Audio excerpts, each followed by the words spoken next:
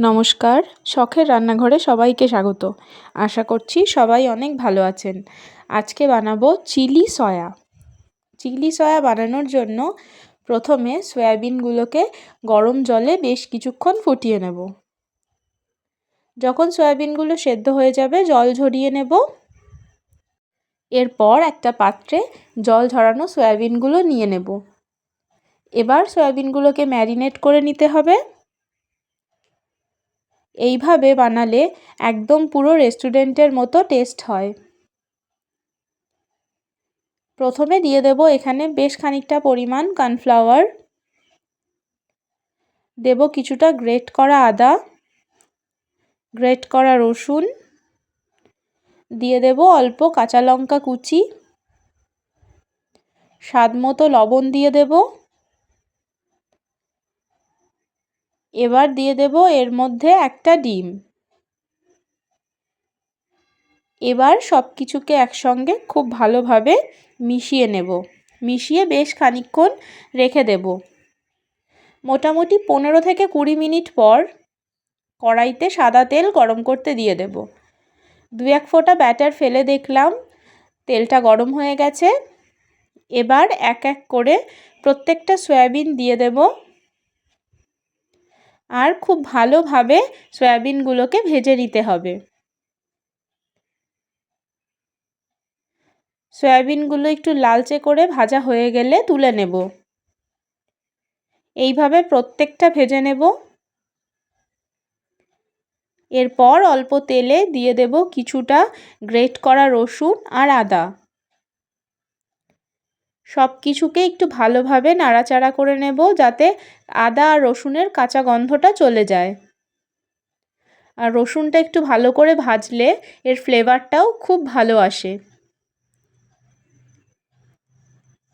এরপর এর মধ্যে দিয়ে দেব কাঁচা লঙ্কা কুচি বেশ খানিকটা। কাঁচা লঙ্কাটা দেওয়ার পর এর মধ্যে দিয়ে দেব কিউব করে কেটে রাখা ক্যাপসিকাম। ক্যাপসিকামটা মিনিট 2 ভেজে নেব। এর মধ্যে দিয়ে দেব পেঁয়াজ। এবার সব কিছু একসঙ্গে বেশ কিছুক্ষণ ভেজে নেব। দিয়ে দেব স্বাদমতো লবণ। যেহেতু আমরা এই রান্নাতে সয়া সস ব্যবহার করব তাই লবণের পরিমাণটা একটু অল্প দিতে হবে, কারণ সয়া সসেও একটা নোনতা টেস্ট থাকে। এবার সব কিছু একসঙ্গে মিশিয়ে ভাজতে থাকব। ভালোভাবে ভাজা হয়ে গেলে এর মধ্যে একে একে সসগুলো দিয়ে দেব। প্রথমেই দিয়ে দেব বেশ কিছুটা টমেটো সস। এরপর দেব কিছুটা সয়া সস আর দেব গ্রিন চিলি সস। সসগুলো সব দেওয়া হয়ে গেলে ভালোভাবে ক্যাপসিকাম আর পেঁয়াজের সাথে মিশিয়ে নেব।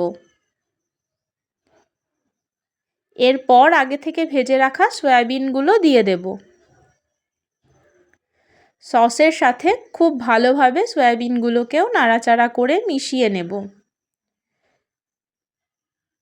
যদি আপনারা এটাকে স্টার্টার হিসাবে খেতে চান তাহলে এইভাবেই রেখে দিতে পারেন। এটা তাহলে ড্রাই চিলি সয়া হয়ে যাবে। আর যদি হালকা গ্রেভি করতে চান তাহলে এর মধ্যে দিয়ে দিতে হবে অল্প পরিমাণ জল।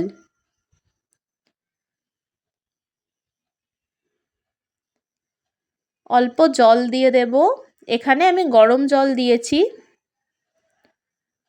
এবার গরম জলের সাথে সব কিছু একবার ভালোভাবে নাড়াচাড়া করে ভালোভাবে রান্না করে নেব। যখন গ্রেভিটা ফুটতে শুরু করবে তখন এর মধ্যে দিয়ে দেব কর্নফ্লাওয়ার গোলা জল। এতে গ্রেভিটা একটু থিক হবে। এবার ভালোভাবে নাড়াচাড়া করে কিছুক্ষণ পর নামিয়ে দিলেই তৈরি হয়ে যাবে চিলি সয়াবিন, একদম পুরো রেস্টুরেন্টের মতো স্টাইলে।